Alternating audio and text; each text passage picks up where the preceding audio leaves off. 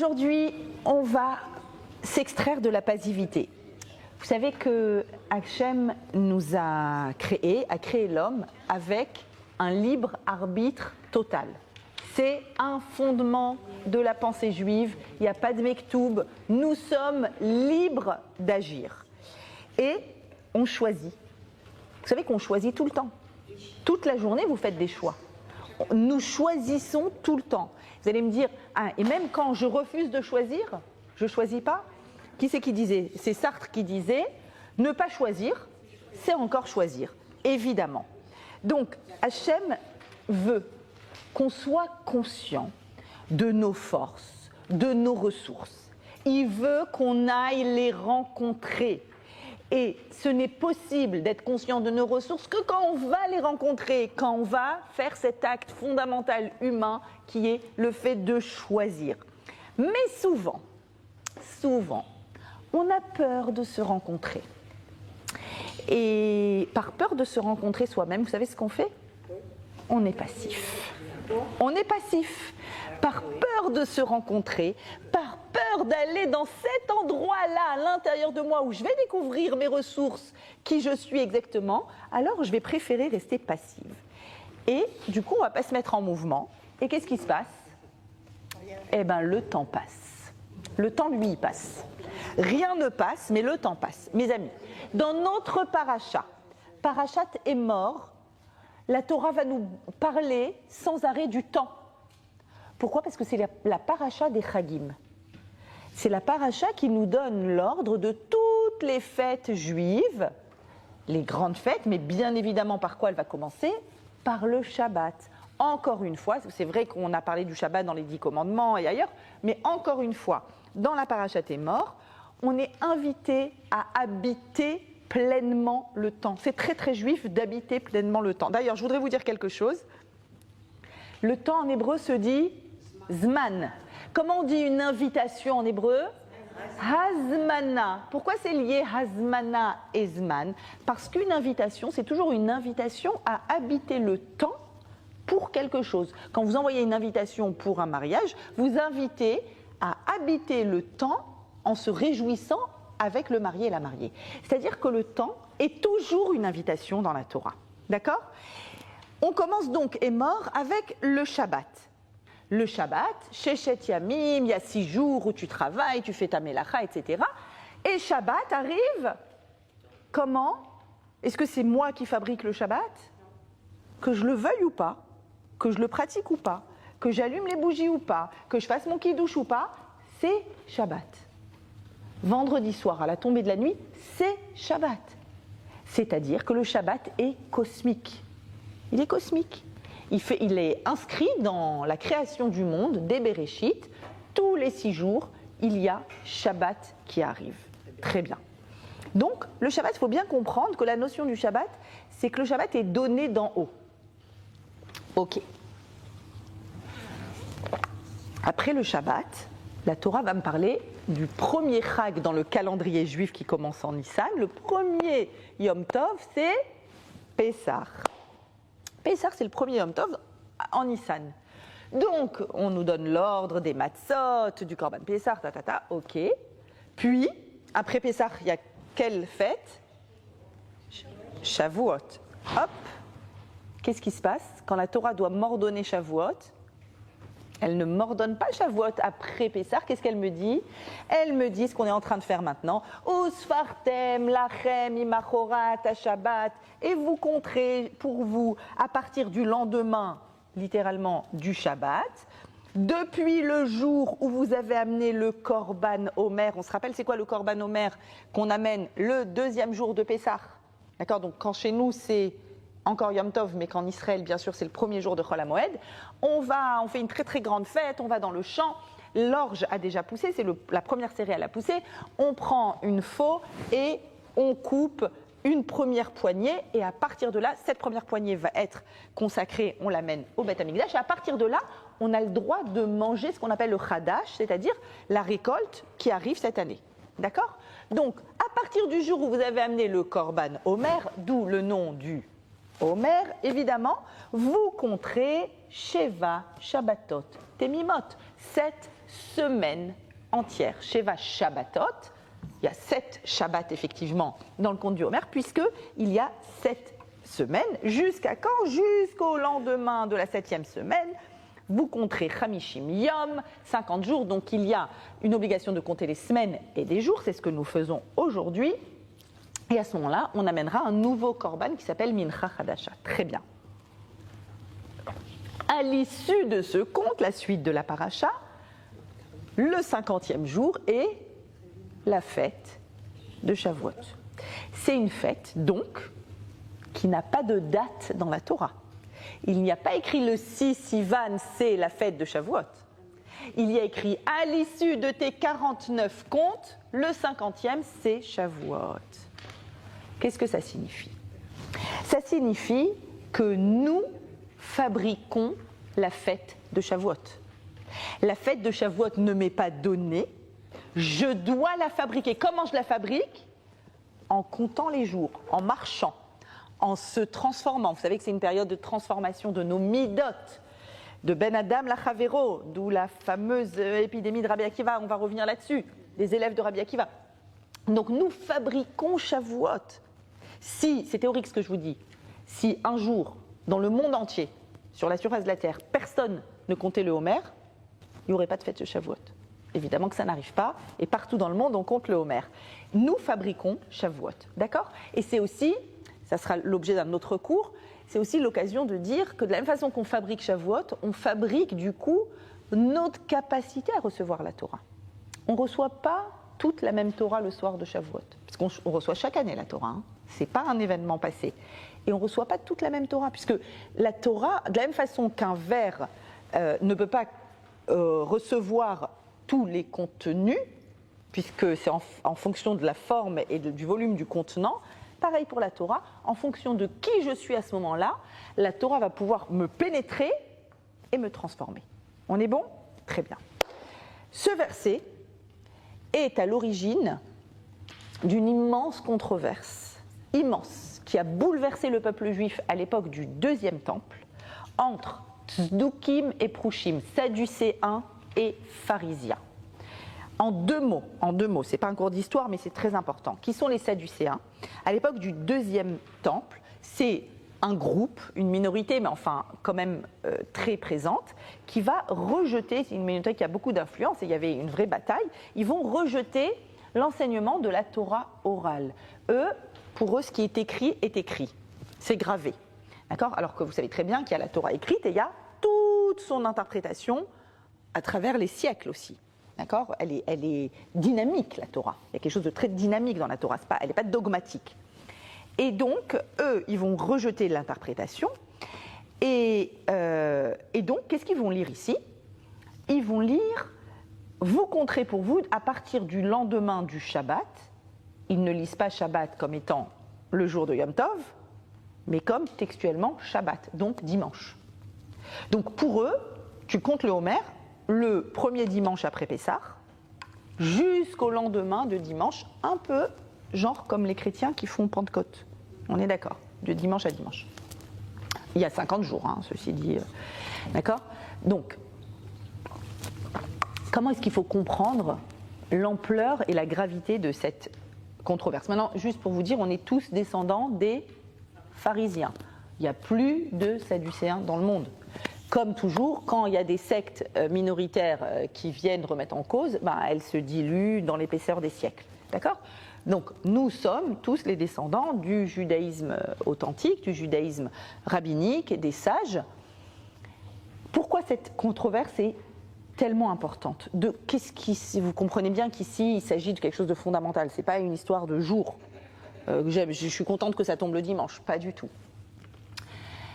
Déjà, comprendre pourquoi la Torah dit le lendemain du Shabbat alors que c'est le lendemain de Yom Tov. Bon, vous voyez que le mot Shabbat est utilisé pour dire une semaine aussi. Shabbat, Shabbaton. Shabbatot. Pourquoi? Parce qu'effectivement, la particularité du jour de Pessah, c'est que le jour de Pessah, nous ne l'avons absolument pas produit. Hachem est venu, nous a fait cadeau. Vous sortez d'Égypte. On nous a mis un coup de pied aux fesses, expulsés, extradés d'Égypte. Cadeau. Comme quoi, qu'est-ce qui est cadeau dans la vie? Shabbat. comme Shabbat qui est cadeau. Donc, le lendemain du Shabbat, c'est-à-dire, t'as rien fait, et pouf, t'es sorti d'Égypte. Très bien.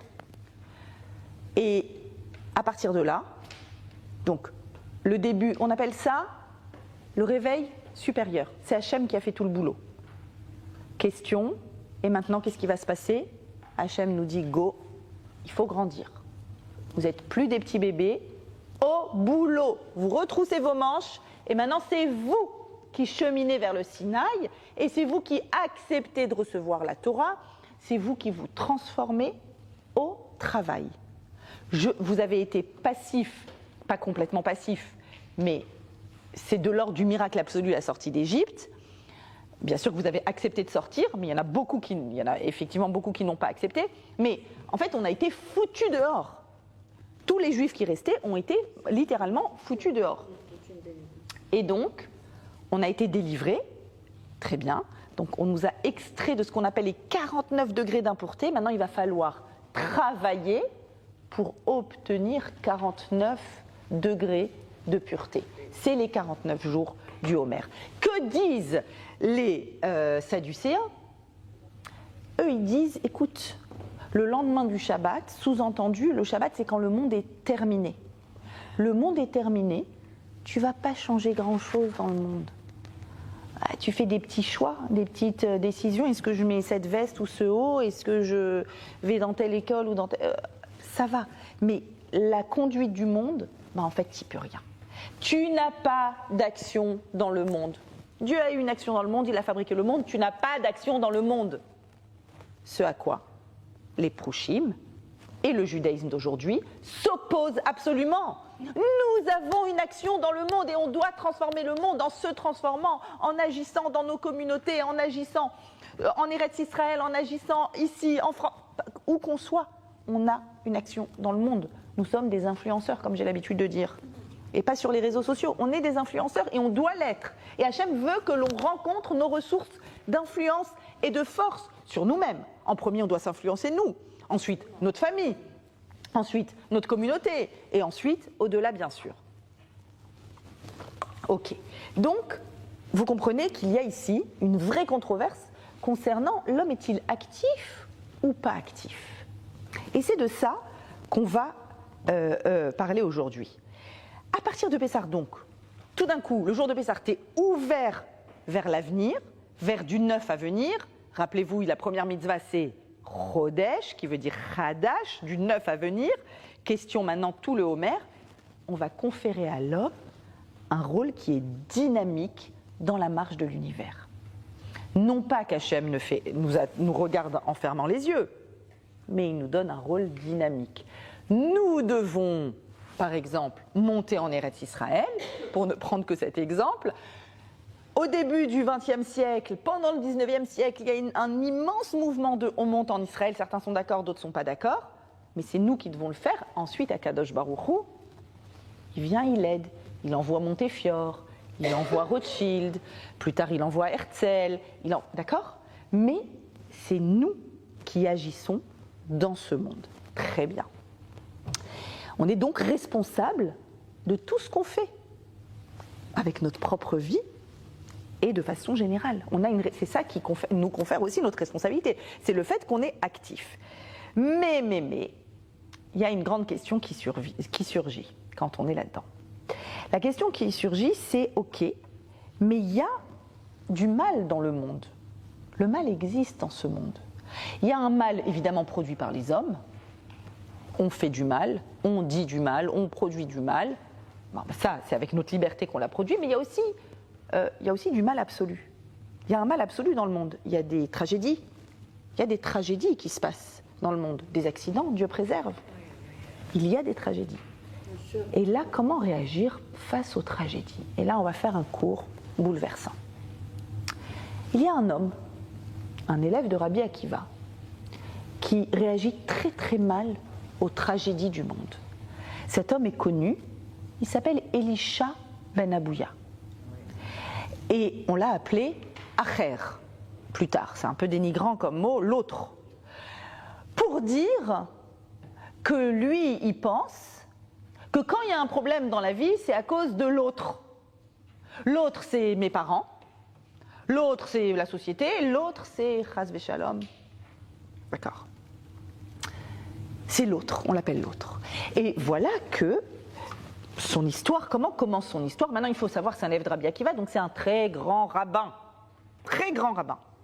Et imaginez un très grand rabbin qui, du jour au lendemain, suite à un bouleversement existentiel, à des questions existentielles de sa vie, des vraies questions existentielles, attention, c'est un homme très profond, très intelligent, très sage, etc., à cause des tragédies et donc de cette question existentielle, il décide de ne plus croire en rien. Il va à la plage, il s'amuse, il s'éclate. Vous imaginez le choc? Un immense rabbin, élève de Rabbi Akiva, qui est en mode sur son cheval, en plein Shabbat, pas loin du Beth Amidrash où étudie son pote Rabbi Meir Baal HaNes. Vous voyez la provocation. Mais comme tous ce qu'on appelle Datlash c'est Dati les Sheavar, les anciens religieux, anciens pratiquants, qui, soit pour des questions existentielles comme Elisha Ben Abouya, ou d'autres pour des mauvaises raisons, je veux kiffer, je veux me détendre, ou whatever, il y a plusieurs raisons qui font que la croyance, la foi ou effectivement la pratique sont remises en question toujours, puisqu'on a dit qu'on choisit toujours. Et bien, à l'intérieur, comme il y a une neshama juive pure qui ne bouge jamais, alors à l'intérieur, il y a un endroit plus ou moins profond, plus ou moins accessible, il y a un endroit en tout cas qui fait mal. En l'occurrence, l'histoire. On commence par l'histoire d'Elisha. Comment est-ce qu'il est bouleversé et remet en question sa Torah? Il assiste, on raconte qu'il était installé et étudié dans la vallée de Guénossar. Il vit un homme qui montait au sommet d'un palmier, qui a pris la mer devant les nourrissons, et il est descendu en paix. La mer devant les nourrissons devant la mer, je ne sais plus. Bref, vous savez qu'il y a la mitzvah de Kansipor, il faut renvoyer, si tu as besoin, c'est pas si tu as besoin des oisillons, il ne faut pas les prendre devant la mer. Ok? Il faut la renvoyer, qu'elle parte loin, et ok. Et là, il n'a pas respecté cette loi, et tout va bien pour lui. À l'issue du Shabbat, il voit un autre homme qui monte au sommet de ce palmier, alors en plus, qui a obéi à son papa, qui lui a dit de monter, il a renvoyé la mer, il a fait comme il fallait, il a pris les oisillons, et en descendant, il est mordu mortellement par un serpent lors de sa descente. Or, il y a écrit dans la Torah, c'est très rare que ce soit écrit, grâce à cette mitzvah et à la mitzvah de Kibud Orim, du respect des parents, vous vivrez longtemps. Voilà, c'est faux. Je l'ai vu de mes yeux. Il y a quelqu'un qui ne le fait pas, et ça marche pour lui, il y a quelqu'un qui le fait, et ça ne marche pas. Nous, sans avoir vécu ce moment bouleversant, on a tous à l'intérieur de nous la question, il y a des gens bien qui souffrent, et il y a des gens pas bien qui ont la belle vie. On est d'accord avec cette question? C'est une question théologique, existentielle, d'accord? Donc il a cette question, et donc il dit, j'avance un peu vite, où est le bien de cet homme, où est la longévité de cet homme? Mais il ne savait pas que Rabbi Akiva, son maître, avait expliqué en public les man yitav lecha, pour que tu aies du bien dans ta vie, dans un monde entièrement tov, ça veut dire et tu verras tes jours se prolonger. Comment il a expliqué ça? Dans un monde qui est entièrement long, c'est lequel? C'est pas ce monde-ci. Ce monde-ci, tu comprends pas tout. Mais il y a un autre monde où, t'inquiète pas, tout est clair. Donc quand c'est écrit dans la Torah textuellement comme ça, ne viens pas dire « Attends, moi je vois pas la rémunération juste des actions de chacun. Il y a des gens bien qui souffrent, il y a des gens pas bien qui souffrent. Ah oui, mais c'est pas dans ce monde-ci que tu peux voir avec clarté. » Ok, ça c'est la crise. Plus tard, il rencontre Rabbi Meir. Et Rabbi Meir, c'est qui? Ce fut Rabbi Meir Baal HaNes, dont c'est la Iloula. Ce jeudi soir, vous n'oubliez pas la bougie. Et en l'honneur de Rabbi Meir, c'est important de raconter cela. Rabbi Meir, c'est le nom qu'on lui a donné, parce que Meir veut dire éclairé, éclairé avec du or. Rabbi Meir voit le bien partout. Il voit l'intériorité bonne de chacun, et quand il voit son ancien maître, Elisha, Vous imaginez la crise, tu es l'élève de ce grand rave, immense rave, et tu le vois à cheval à côté de la synagogue. Choquant. Donc il est à la synagogue, c'est Shabbat, et on lui dit, il y a ton maître, ton ancien maître, à cheval, d'accord, dans sa voiture en train de klaxonner. Et il va le rencontrer.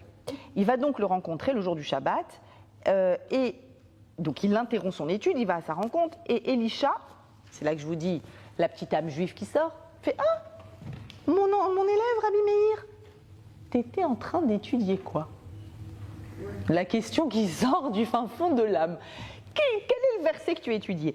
Et là, il lui répond que l'Éternel, on étudie le texte d'Iov, Iov, comme par hasard, l'histoire d'un tzaddik qui souffre. Mais à la fin de l'histoire d'Iov, Dieu a béni la fin de Iov encore plus qu'à ses débuts. Sous-entendu, petit clin d'œil, tu sais, il faut attendre la fin de l'histoire. Quand tu es dans l'histoire, tu sais pas, tu comprends pas tout, mais il y a une fin, il y a un acharit, qu'on appelle acharit. C'est peut-être aussi pour ça qu'il s'appelle acher, acharit, il faut attendre acharit. Là, tu es au milieu, tu sais pas. Alors il lui demande, mais comment tu as interprété ce verset? Il dit, il l'a béni, il a doublé sa richesse. Et Elisha lui dit, ah, Rabbi Akiva, ton maître, ne disait pas ça, il disait que l'Éternel a béni la fin de Iov plus qu'à ses débuts. C'est-à-dire que Dieu n'a béni Iov que à la fin de sa vie. Par le mérite de quoi? De la teshuva et des bonnes actions qu'il possédait au début de sa vie. Sous-entendu, au début, il avait de la teshuva et des bonnes actions, ça l'a aidé pour la fin. Qu'est-ce qu'il veut dire par là? C'est un très long texte qui est bouleversant, passionnant à comprendre, mais en d'autres termes, c'est vraiment une vraie thérapie freudienne qui va se passer dans leur échange. Il va parler de son enfance. Je ne vous ai pas tout mis, il va parler de son enfance, et mon père, et ma mère, et il va même dire, et quand ma mère était enceinte de moi, et en gros, je vous dis, c'est freudien, il dit, c'est à cause de mon père et de ma mère. Si aujourd'hui, j'ai lâché, c'est pas à cause de moi, c'est à cause des autres. Et il y a un autre verset dans Iov, ni or ni verre ne peuvent rivaliser avec elle. On parle de la Torah. Et toi, qu'est-ce que t'en dis? Il s'agit des paroles de Torah qui sont difficiles à acquérir comme l'or et on les perd facilement comme le verre. Il parle de lui. J'ai eu du mal à devenir un Talmid Chacham, mais en 2 secondes c'est parti parce que j'ai vu quelque chose d'insupportable. À qui va ton maître? N'expliquez pas ça comme ça. Il disait, de même que les objets d'or ou de verre peuvent être réparés lorsqu'ils se sont cassés, il en est de même d'un érudit de la Torah qui a perdu son étude, il peut la retrouver. Et il va y avoir un long dialogue où il va lui dire, c'est pas trop tard, c'est jamais trop tard. On peut s'égarer en chemin. Il y a une fin, il y a un acharit comme pour Iov. Il y a ici tout un cheminement intellectuel entre les deux, où jusqu'au bout, vous savez que ça va continuer jusqu'à la mort d'Elisha, où on dit de Rabbi Meir qu'il va aller devant le tombeau d'Elisha et il va se porter garant pour Elisha que ses intentions étaient bonnes pour qu'il aille dans le Gan Eden. Extraordinaire texte du Midrash, mais le débat est un vrai débat. Alors on est actif, on ne peut pas être passif, mais quand on est comme Acher, comme Elisha, face à quelque chose d'absolument injuste, que Dieu nous préserve toujours, mais absolument injuste. La semaine dernière, c'était Yom HaZikaron. Tu dis, c'est des tzadikim qui vont protéger Am Israël. Tu entends les histoires. Moi, j'ai passé 24 heures à pleurer toutes les larmes de mon corps. Tu entends toutes les histoires une à une. Tu te dis, c'est pas possible. Comment est-ce qu'on peut avoir un tel niveau d'amour de l'autre, d'amour d'Eretz Israël, d'amour de la Torah? Il y avait des tzadikim, des grands sages de la Torah, parmi eux, qui étudiaient beaucoup et très bien. D'ailleurs, que ce cours soit pour la protection de nos chayalim. D'accord? J'ai le mari de ma fille qui est là, je vous parle, il est au Liban. Donc, qu'Hachem les protège tous, oui, parce que c'est jamais terminé. Et vraiment, je vous dis, j'ai été maman d'un chayal, petite parenthèse, j'ai été maman d'un chayal. Ça, je sais ce que c'est, à l'époque de Gaza. Je ne savais pas c'est quoi être maman d'une épouse de chayal, alors, c'est différent, mais effectivement, il fallait être capable d'accepter à distance d'accepter, ça ne veut rien dire, d'entendre à distance, 2 heures avant l'allumage du soir du Seder, ma fille m'appelle en larmes. Il y a une opération immédiate au Liban, mon mari part au Liban, là tout de suite je serai le Seder toute seule. C'est incroyable comment les femmes de Chayalim sont des héroïnes aussi, et vraiment je veux qu'on réalise, c'est des guerrières au même niveau, et de loin, tu es là de loin et tu dis mais qu'est-ce que je peux faire pour aider ma fille, qu'est-ce que je peux faire pour aider, évidemment on prie pour lui, et qu'est-ce qu'on peut faire, donc avec l'aide d'Hachem on fera notre aliyah, amen, je ne sais pas quand, mais Bezrat Hachem, pourvu. Je reviens à mes moutons, donc on est face à une incompréhension énorme, on voit des tragédies, on voit des choses injustes dans nos yeux, à nous, humains, c'est injuste. Comment c'est possible qu'un enfant malade, Dieu préserve, mais qui a jamais fauté, mais qu'est-ce qu'Akadosh Baruch Hu veut de nous?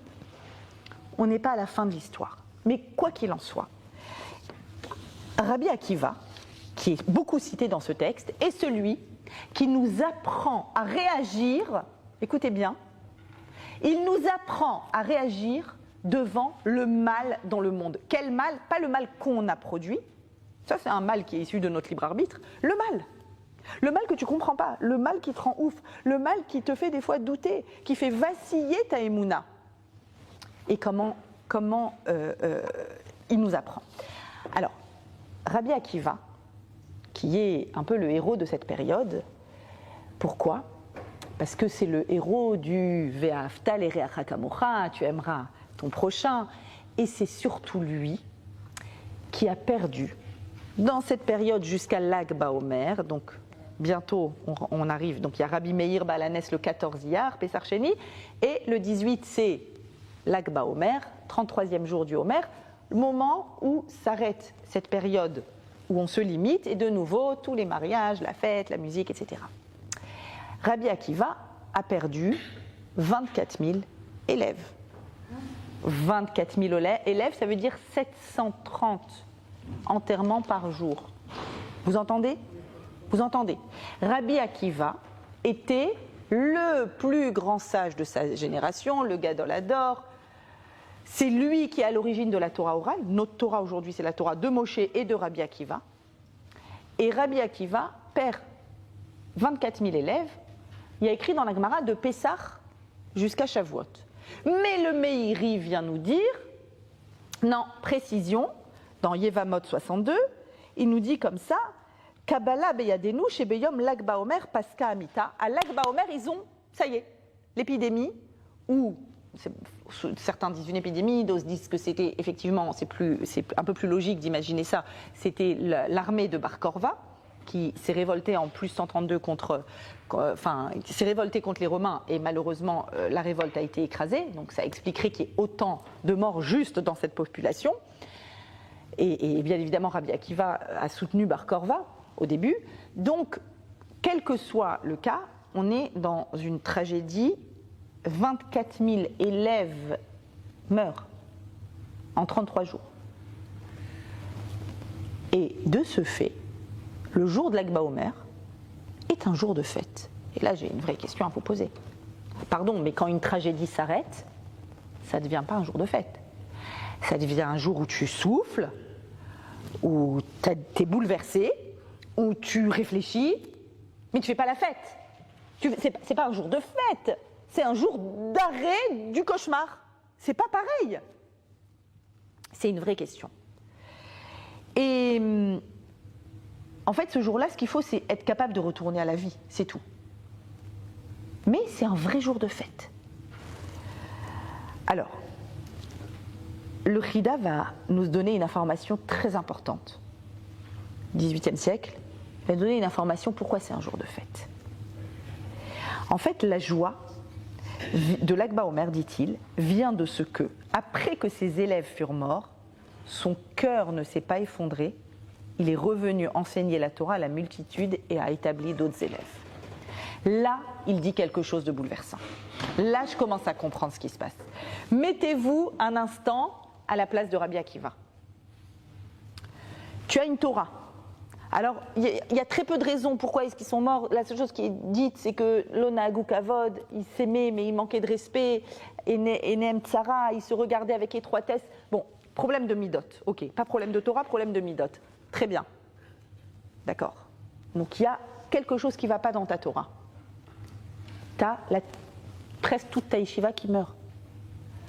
Qu'est-ce que tu... Enfin, je ne sais pas, essayez d'imaginer 2 secondes, mettez-vous à sa place. Tu dis, ok Hachem, j'ai compris, bye. C'est pas mon taf là, ça y est, j'arrête, bye. Je voulais bien faire, j'ai pensé bien faire, visiblement j'ai pas bien fait, je vais aller vendre des cacahuètes. On est d'accord? C'est n'importe qui aurait pensé comme ça. Le jour de l'Akba Omer, il va retrouver certainement d'anciens élèves. Rabotenu chez Badarom, c'est peut-être des anciens élèves qui sont plus... Il dit, les gars, vous m'aidez, on recommence. On recommence. On remonte une yeshiva, on recommence à zéro. Et là, tu te poses la question, Rabbi Akiva, d'où t'as la force? Comment ça se fait que devant une tragédie pareille, tu te relèves et tu te dis, j'y vais. Il ne s'agit pas de moi, il s'agit d'au-delà de moi. Moi, je recommence. Hachem attend de moi que je recommence. Il attend de moi que je retourne dans la vie. Comment Rabbi Akiva a ces forces-là? Et en vrai, cette question, elle est fondamentale parce que ça décrit la vie de Rabbi Akiva de bout en bout. Jusqu'à d'ailleurs la façon tragique dont il est mort par les Romains. Il a été brûlé vif par les Romains. Mais on sait, nous, à quel point les échecs et les tragédies, en fait, ça nous fiche, ça nous emprisonne, voire même, des fois, on se dit, ça nous définit. Je suis limitée, emprisonnée et définie par les échecs de ma vie, Je ne parle pas d'échecs que j'ai produits. Je parle de choses qui me tombent dessus. Ça y est, je suis coincée, je suis enfermée, je ne peux pas. On a commencé le cours en disant, on peut toujours choisir, ne pas choisir, c'est choisir. Là, la personne va dire, je ne peux pas choisir. Il y a des événements au-delà de moi qui me dépassent et qui m'empêchent de choisir, qui m'empêchent d'avancer. Rabbi Akiva, ça aurait été légitime qu'ils disent « je ne peux pas choisir, je ne peux pas, j'arrête, passivité ». Comment fait-il pour redevenir actif, pour s'extraire de la passivité et dire « c'est bon, on a fini les lévaillotes, go, on se lève et on recommence ». Et cette question, en fait, c'est une vraie question qui est universelle. On se pose la question, d'où vient le mal? Comment ça se fait que d'un côté, je vois autour de moi un monde ultra ordonné qui fonctionne, notre corps est parfait, l'univers, le cosmos, Dieu, je crois en Dieu, Dieu a créé un monde qui fonctionne, il investit dans le monde, Mechadesh, Betuvo, Bechol Yom, Tamid, tous les jours, il fabrique le monde. Mais alors pourquoi il y a des tragédies? Des tragédies qui nous tombent dessus encore une fois. Pourquoi? C'est quoi cette dualité entre d'un côté un monde qui fonctionne super bien et d'un autre côté le mal? Le mal. Ce monsieur qui est tombé de l'échelle ou qui a été mordu par un serpent, Acher le voit et dit moi j'arrive pas. En fait, j'arrive pas quand je vois ça. Comment fait-on? C'est une question d'une profondeur absolue. Comment on fait, nous, les Juifs, face à cette question du mal dans le monde? Et donc, il faut vivre cette émouna.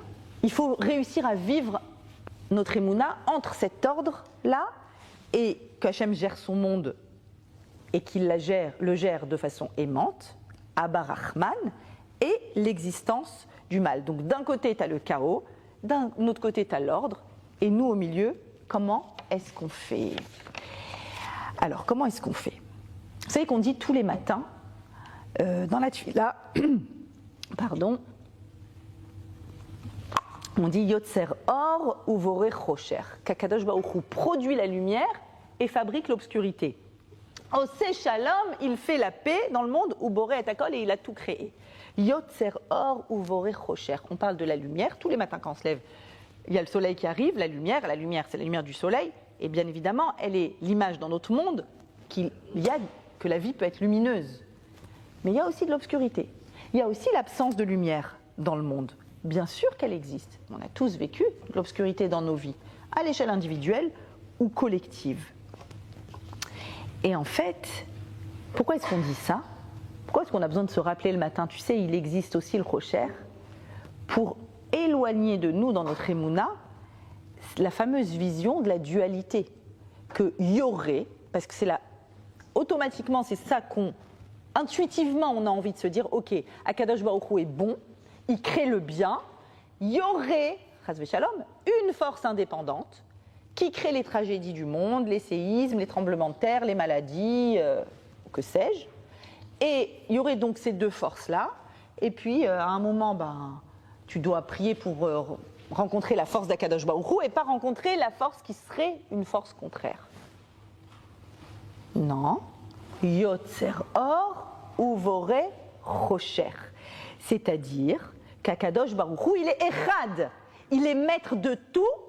Et pour créer son monde, pour qu'existe la lumière, il faut qu'il existe l'élément antinomique de la lumière. Et on va essayer de comprendre qu'est-ce que ça doit produire en nous quand on rencontre cet élément. Juste, petite parenthèse, j'ai appris par Rav Ashkenazi, un très beau cours, que le détroit d'Ormuz, d'où vient le nom Hormuz, il vient justement, vous savez qu'en Perse, il y a 3000 ans, il y avait la religion, entre guillemets, zoroastrie.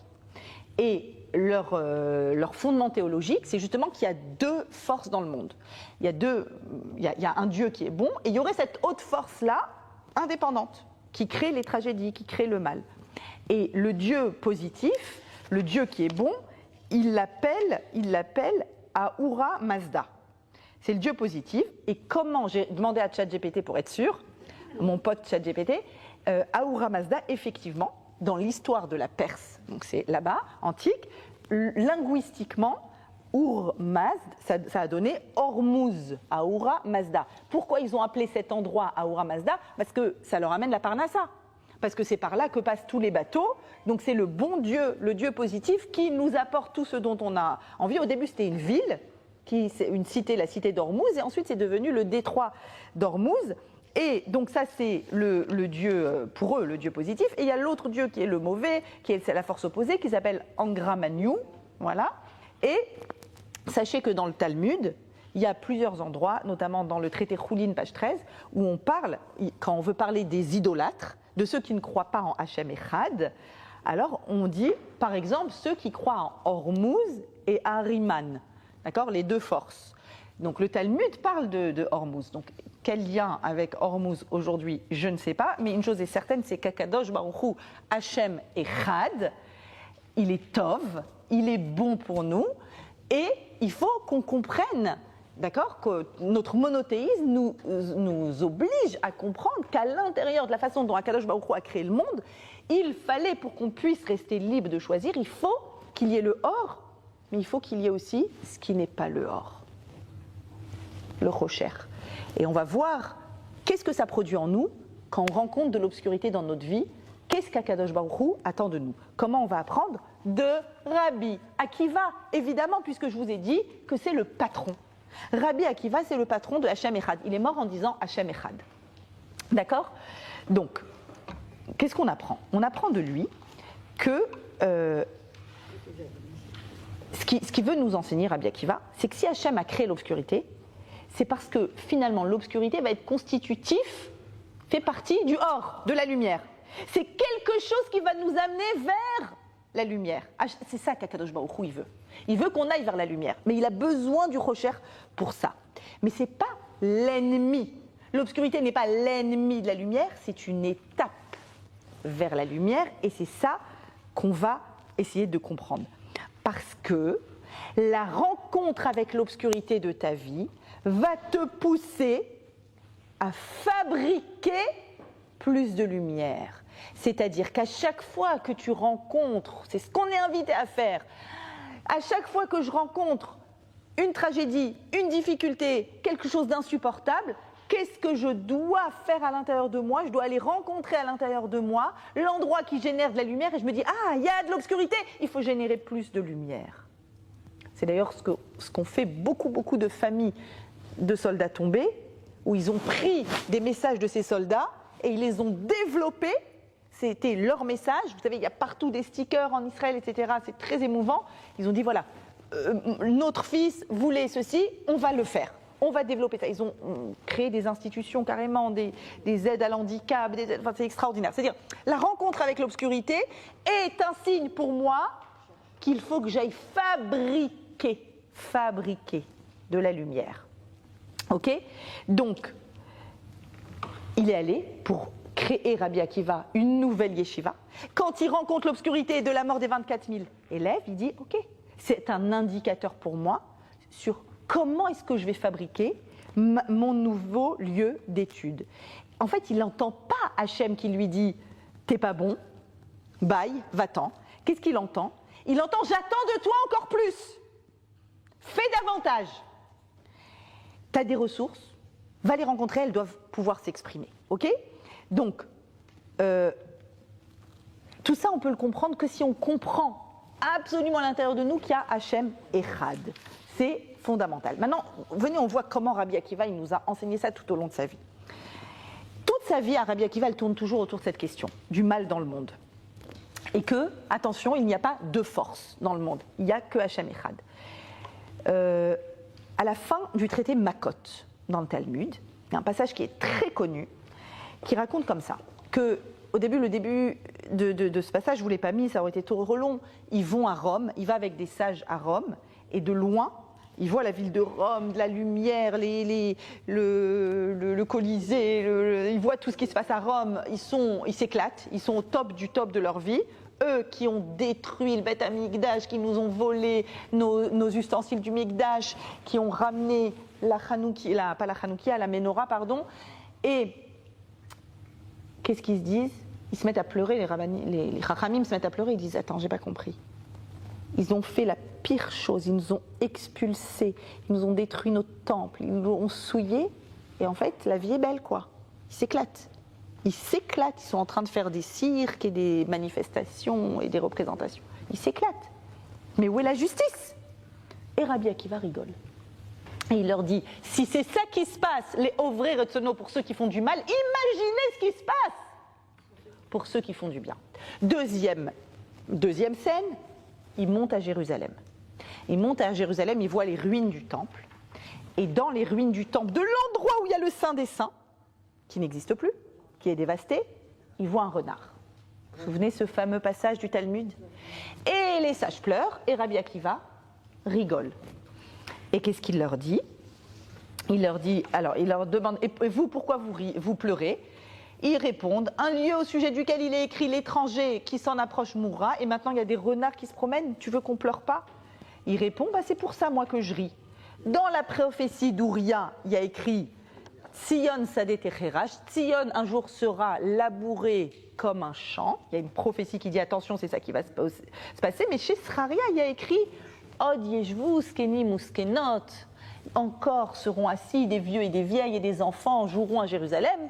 La prophétie qui, nous, notre génération, on a la chance de la voir se réaliser. Il y a des vieillards et il y a des enfants à Jérusalem qui jouent. Alors lui, il dit, à ce moment-là où ce n'est pas du tout le cas, tout est dévasté, il dit ça va avoir lieu. Ça va avoir lieu, rassurez-vous. De même que cette prophétie a eu lieu, l'autre aussi va avoir lieu. Et donc, c'est comme ça qu'il arrive à trouver à l'intérieur de lui quelque chose qui le réconforte. Et effectivement, les Chachamim lui vont lui dire « Nichamtanu, tu as réussi à nous consoler ».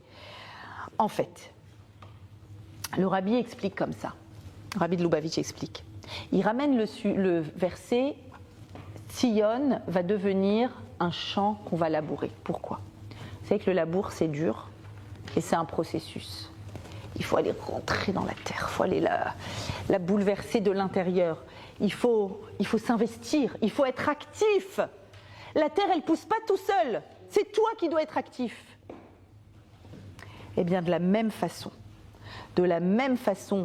qu'il se passe cela, que tu dois vivre la difficulté du labour pour que naissent des fruits, eh bien, sache qu'il y a un Dieu unique dans ce monde, qui gère le monde, et cette force, elle est Tov, et cette force va nous amener vers du Tov. Il va nous amener, tu es au milieu de l'histoire. Nous, on n'est pas à la fin, mais on est plus en route que lui. Nous, on voit déjà la prophétie de Sraria qui s'est réalisée, de Sraria qui s'est réalisée. Mais lui, il dit, ça va, c'est-à-dire, encore une fois, le Tov va arriver, Maintenant, il y a un texte extraordinaire du Maharsha qui dit, vous savez ce qu'il leur dit ? Regardez comment il arrive à voir le bien partout. Il leur dit en fait, Vous voyez un renard là qui est en train de sortir. Mais qu'est-ce que vous ne voyez pas? Ça, c'est ce que vous voyez. Mais qu'est-ce que vous ne voyez pas? Vous ne voyez pas des Romains. Vous ne voyez pas des Romains qui ont monté un building de plusieurs étages et qui ont dit au niveau du Saint du Saint, personne n'a jamais rien construit là-bas. Pourquoi? Il y a eu, les Romains étaient là-bas, c'était les patrons. Il y a eu les Mamelouks, il y a eu les Byzantins, il y a eu l'Empire ottoman, il y a eu... Combien sont passés par Jérusalem? Et c'est un renard que vous voyez. Vous voyez, Akadosh Baruch Hu nous a promis que cette terre, elle n'obéit qu'aux Juifs. Elle n'obéit pas aux autres. Ils ont essayé, les Romains, ils ont essayé. Ils ont voulu refaire une Jérusalem, ça n'a pas marché. Impossible, ça ne marche pas. Ça ne peut pas marcher, ça ne peut pas fonctionner. Parce que Jérusalem et tout Eretz Israël obéit aux Juifs. Vous savez, il y a un passage dans Bechukotai, qu'on va lire juste avant Shavuot, parmi les malédictions, où il y a écrit comme ça, « Je rendrai la terre désolée si vous ne faites pas mes mitzvot, etc. » Il y a toute une liste de choses terribles à lire. « Et je rendrai la terre désolée, et vos ennemis qui y habiteront en seront stupéfaits. » Vous savez ce que dit Ramban, Nachmanide? Nachmanide est monté en Israël. Et quand il a vu Jérusalem dévastée, vide, l'endroit du Beth Amikdash avec des renards, qu'est-ce qu'il a dit? Ça y est, j'ai compris. J'ai compris ce verset. C'est vrai que c'est une malédiction, mais en vrai, à l'intérieur se cache une bénédiction. C'est une malédiction qui amène la bénédiction. Pourquoi? Parce qu'en réalité, dit-il, regardez son commentaire sur place, voici une bonne nouvelle qui nous annonce pour tous les exils, notre terre n'accueille pas nos ennemis. C'est aussi une grande preuve et une promesse pour nous, car on ne trouve pas nulle part dans le monde une terre qui soit bonne et vaste et qui ait été habitée avant et qui ensuite est restée désolée, comme Israël. Ça n'existe pas, il n'y a pas d'autre exemple dans le monde. Parce que depuis qu'on en est parti, aucune nation n'a vraiment été accueillie par cette terre. Tous ont tenté de l'habiter, mais personne n'est parvenu. C'est ce qui explique le verset. Et vos ennemis qui y habiteront en seront stupéfaits. Vous connaissez les textes de Chateaubriand qui arrivent à Jérusalem et qui disent mais c'est pas possible, mais c'est le chaos. Cette ville est le chaos. Quoi, la ville sainte? Quoi, la ville dont on parle tellement dans la Torah, dans les Lévi'im, qui est citée des centaines de fois? Mais quoi? En fait, elle est vide, elle est dévastée, elle est choméma, elle est abîmée, elle est... Vraiment, c'est terrible. Non, c'est pas terrible. Vous n'avez pas compris. Des fois, quand tu rencontres la tragédie, quand tu es dans la tragédie, alors tu as une grande question d'émouna, et c'est légitime. Mais tu n'as pas la fin de l'histoire.